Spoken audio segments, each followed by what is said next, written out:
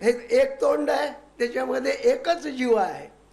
सगळा आस्वाद तुम्ही घेता, पण हा आस्वाद घेत असताना काय, तो आस्वाद सुद्धा मर्यादित घ्यायला. समोर खूप दिसलं म्हणून जे आहे ते घ्यायचं नाही, ते आपल्या त्या पटीतच घ्यायचं, त्या प्रमाणामध्येच ते. त्यापेक्षा अधिक जर घेतलं तर काय होतंय तुम्हाला सगळ्यांनाच आता मी सांगण्याची काही गरज नाही आहे. तेव्हा या पद्धतीनं आपण जे आहे ते आचरण जर केलं तर सगळ्यांनाच हे होईल. फक्त आता जाता जाता मला तुम्हाला एक म्हणायचं आहे की तुम्ही इकडे तिकडे पाहू नका, तुम्ही फक्त पुढे चाला. तुम्ही जे आहे ते अधिकात अधिक मार्गक्रमण करा, जितकं तुम्हाला मिळत येईल तितकं साध्य करा. यासाठी एक जे तुम्हाला किस्सा सांगतो की अटल बिहारी वाजपेयी हे 57ला जे आहे ते पहिल्यांदा लोकसभेला निवडून आले, उत्तर प्रदेशच्या बलरामपूर मतदारसंघामध्ये. आणि लोकसभेतला त्यांचा परफॉर्मन्स पाहिल्याच्या नंतर नेहरूंच्या आणि अनेकांच्या लक्षात आलं की आपण जे युनोला शिष्टमंडळ पाठवणार आहोत त्यामध्ये त्यांचा जो होता अंतर्भाव असावा.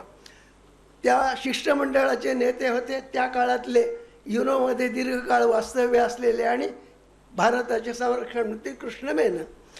हे युनोला गेले आणि अटलजी जे आहे ते तरुण होते, नवथार होते. पहिलाच त्यांचा जो आहे तो अनुभव होता, थोडे मागे मागे होते ते. म्हणून त्यांना जे आहे ते कृष्ण मेनननी सांगितलं की आगे बढो, आगे बढो म्हणल्यानंतर ते जे आहे ते पुढे आले. आणि पुढे आल्याच्या नंतर मग त्यांचा म्हणजे ते कसे, तर त्या अटलजीने एका शब्दामध्ये सांगितलं, उन्होंने मुझे कहा आगे बढ़ो, मैं आगे बढ़ा, बढ़ता ही रहा और बढ़ते बढ़ते यहाँ तक आ पहुँचा है. तर त्या आणखी त्याच्यामधलं सांगतो की नेहरूंच्या काळात तर ते होतेच होते. त्यानंतर मोरारजी देसाई हे पंतप्रधान झाले 77ला. त्यावेळी परराष्ट्र मंत्रिपदाची जबाबदारी जी आहे ती या अटलजींना त्यांनी सोपवलेली होती. ते सरकार गेलं, सगळं संपलं. नरसिंहराव पंतप्रधान झाले आणि नरसिंहरावाच्या काळात तर कुठेही शिष्टमंडळ म्हटलं की तिथं जे आहे ते अटल बिहारी त्या ठिकाणी नेतृत्व करायचे आणि त्यांच्याकडे ती जबाबदारी. तेव्हा सांगण्याचा हेतू हा की त्यांना एकदा आगे बढो म्हटल्याच्या नंतर ते बढत राहिले. मी तुम्हाला तेच म्हणालो होतो की पुढे जा, पुढे जा. आणि याप्रमाणे जर आपण जात राहिलो तर जसं त्यांच्या काही हाती लागलेलं आहे तसं आपल्या हाती लागेल. म्हणून एवढंच या ठिकाणी सांगतो की गो अहेड. थँक्यू. 4 गोष्टी सांगितल्या त्या निश्चित आम्ही फॉलो करू. सर, मुलं किती मोठे झाले तरी आईवडिलांच्या दृष्टीने ती खूपच लहान असतात आणि विद्यार्थी कितीही मोठे झाले तरी गुरुजनांच्या समोर ते नेहमीच लहान असतात. असो मित्रहो, धरतीवर एक दाणा पेरला की धरती आपल्याला असंख्य दाण्याचं टिचून भरलेलं एक कणीस देतं. शब्दांचंही अगदी तसंच आहे.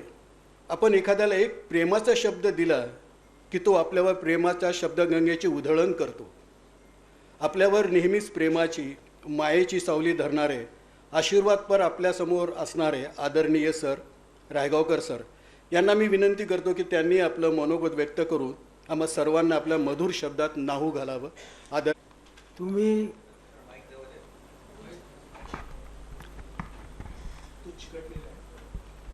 तुम्ही तेव्हाचे विद्यार्थी आहात. आज मी तुम्हाला तेव्हाचे विद्यार्थी समजून बोलणार आहे. म्हणून काही काळ का असणार तुम्हाला विद्यार्थी बनावं लागेल. मित्र, काय इतके दिवसानंतर तुम्हाला वाटलं की आपण एकत्र यावं आणि आमची आठवण व्हावी. हे सगळं शाळेची निर्मिती आहे, प्रतिभा निकेतन हायस्कूलची. कारण तुम्हाला शाळा आठवते, शिक्षक आठवतात, त्यांनी शिकवलेलं आठवतं, त्यांनी मारलेलं तर आणखी आठवतं. हे सगळं आठवतं. हे आठवण्याची शिदोरी त्यावेळी शाळेने तुमच्याजवळ दिली होती. सुदैवाने मीही त्याच शाळेचा विद्यार्थी आहे, म्हणजे तुमच्यामध्ये सिनियर आहे एवढे, या पलीकडे काही नाही. कारण 2री ते 8वी शाळेत होतो, 2री ते 8वीपर्यंत हायस्कूल, 8वी ते पुढे असं झालं. आणि मला कॉलेजमध्ये जाता नाही आलं. अनेक कारणं होती, ती काही मी सांगत बसत नाही. कॉलेजमध्ये जाता आलं नाही. मी कॉलेजमध्ये आलो शिकायला नाही, शिकवायला आलो. आणि मग प्रायव्हेटली मी ते शिक्षण पूर्ण केलं. शिक्षण कसं पूर्ण केलं, काय केलं हे सांगणं थोडं कष्टप्रद आहे. त्या आठवणी काय असतं, अनेक आठवणी आठवतात. आठवता ते विसरतो म्हणलं तरी विसरल्या जात नाहीत. इथे घारापूरकर असतील, त्यांनी मला फोन केला काही दिवसापूर्वी आणि माझं शिकवणं अमुक तमुक बोलले. आणि विशेष मी सांगतो यासाठी की त्यांनी माझ्या कपड्याचं वर्णन केलं. ते म्हणाले, सर कसे असलात तरी तुम्ही अप टू डेट राहत होतात. म्हणजे शिक्षकाच्या शिकण्यापेक्षा शिक्षकाकडे पाहणं सुद्धा महत्त्वाचं असतं. तर मी म्हणलं, मी पाहण्यासारखा होतो का? कारण मी तर काही, मला रूप परमेश्वराने पाहण्यासारखं दिलं नाही. पण आपण रूप आपल्या हातचं नाही, पण आपल्या कपड्याने लोकांचं लक्ष आपल्याकडे वेधून घेणं आणि आपण कुणीतरी आहोत हे दाखवण्याचा प्रयत्न करणं, त्यातला मी एक असेल. कारण घारापूरकर काय म्हणाले, सर मला तुमचे 2 ड्रेस आठवतात. आता माझे ड्रेस का आठवतात मला कळलं नाही. ते म्हणाले, एक होता केर्लिनचा निळ्या रंगाचा बारीक चेक्स असलेला शर्ट आणि त्याच्या खाली ब्ल्यू ब्लॅक अशी पॅन्ट, आणि दुसरं ऑरेंज कलरचा केर्लिनचा शर्ट आणि खाली जे ते काळ्या रंगाची पॅन्ट. मी म्हणलं, हेच कसं आठवलं? म्हणलं, ते तुम्ही शाळेमध्ये 2च ड्रेस घालून येत होता. आता 2च ड्रेस घालून येतात म्हणल्यानंतर रंग त्यांनी सांगितले. मी म्हणलं, तुम्ही सांगितलेलं मला आवडलं, कारण माझ्या लग्नातले 2च ड्रेस होते आणि तुम्ही सांगितलेला रंग माझ्या स्मरणात आहे आणि लग्नाचा आहे ना, तो स्मरणात राहणार. मित्र, अशा काही गोष्टी असतात की ज्या आपण सकाळी उठलात, संध्याकाळी झोपलात, ते सकाळी उठल्यापासून संध्याकाळी झोपेपर्यंत तुमच्या मनात जे येतं ते लिहून काढा बरं. लिहू शकता? मी काय म्हणालो कळलं का? सकाळी उठल्यापासून संध्याकाळी झोपेपर्यंत तुम्हाला डोक्यात काय काय येतं ते तुम्हाला माहिती असतं, पण सगळं सांगण्यासारखं नसतं, सगळं लिहिण्यासारखं नसतं. आणि काही गोष्टी आपण आपल्याला सांगत असताना काही गोष्टी शिकत असतो आणि त्यातून काहीतरी आपल्या जीवनाचा मार्ग आपण अवलंबित असतो. मित्र, मी तुम्हाला एक हे शाळेबद्दल सांगतो. शाळेबद्दल काहीतरी बोललं पाहिजे. मी शाळेचा विद्यार्थी आहे आणि माझी शाळा केवळ बोलण्यासारखी नाही, ती संस्कार करण्यासारखी आहे. ती केवळ अभ्यासक्रमिक भाग शिकवत नाही, तर ती संस्कार करते. आमच्या शाळेत ऑनेस्टी स्टोअर होता, तुम्हाला माहिती नसेल कदाचित. मी विद्यार्थी होतो तेव्हा ऑनेस्टी स्टोअर होतं. सर्जे गुरुजी हेडमास्तर होते आणि एका हॉलमध्ये वह्या, पुस्तकं, लेखणी पेन ठेवले जायचे आणि विद्यार्थ्यांनी तिथे जायचं, कुणी बसलेलं असायचं नाही. त्या वस्तूच्या समोर किंमत लिहिलेली असायची, मुलांनी त्या पेटीत टाकायची आणि मग शाळा संपल्यानंतर त्या दिवशी किती विक्री झाली आणि पैसे किती आले, हा मुद्दा महत्त्वाचा. पैसे किती आले,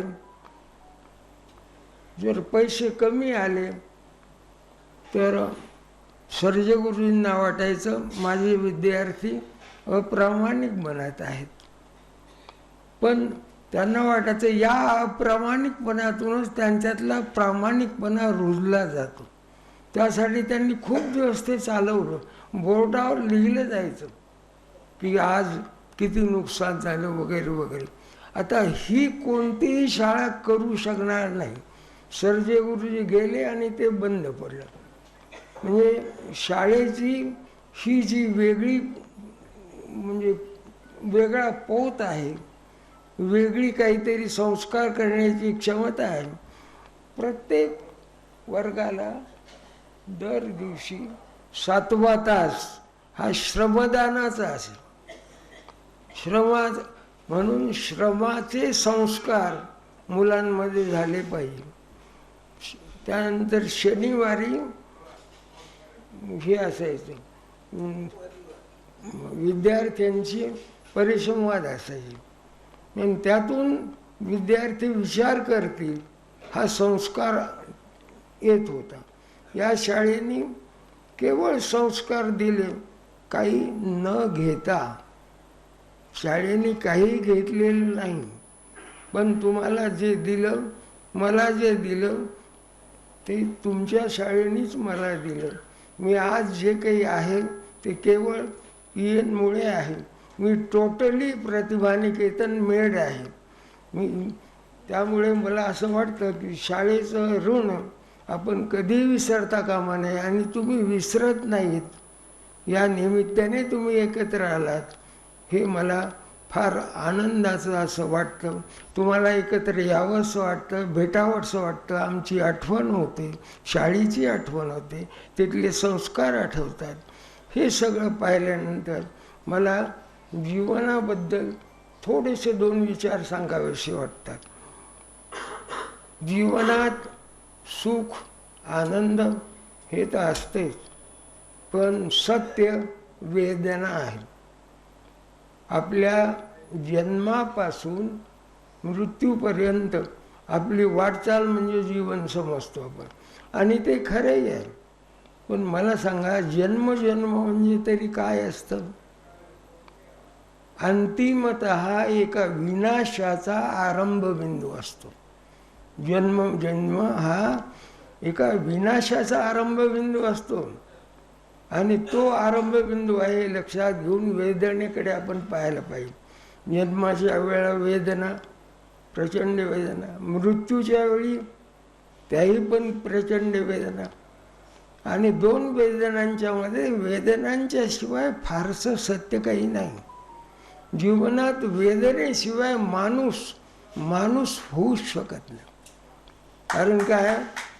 कारण आता मला म्हातारपण आलं, मला आजारपण आलं. मला ते आजारपण पचवता आलं पाहिजे. मला ते आजारपण समजलं पाहिजे, पचवता आलं पाहिजे. आणि पचवलेलं जे माझं आजारपण आहे ते मला वेदना सहन करायला भाग पाडतं. आता वेदने